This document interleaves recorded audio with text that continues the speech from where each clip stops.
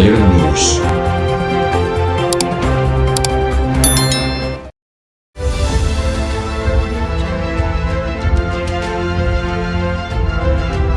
Private security guards Pakistan کے ہر شہر، دفتر، بینک، اسکول اور تجارتی مرکز کا لازمی حصہ بن چکے ہیں۔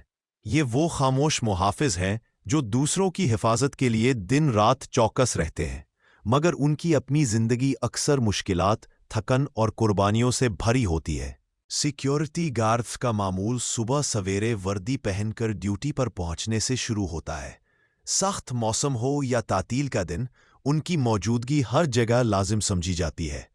کئی گارڈ 12 سے 16 گھنٹے مسلسل کھڑے رہتے ہیں تاکہ کسی بھی ممکنہ خطرے یا مشتبہ سرگرمی پر نظر رکھ سکیں۔ اس شعبے کے ملازمین کو اکثر کم تنخواہیں، غیر یقینی روزگار اور حفاظتی سامان کی کمی جیسے مسائل کا سامنا رہتا ہے۔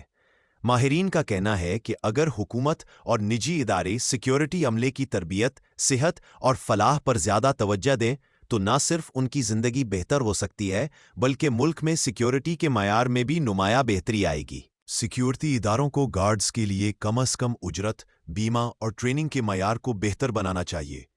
ان کا کردار صرف دروازے پر کھڑے ہونے تک محدود نہیں بلکہ یہ معاشرتی امن و امان کے محافظ ہیں۔ ریاض علی ابڑو، 11 نیوز، کراچی۔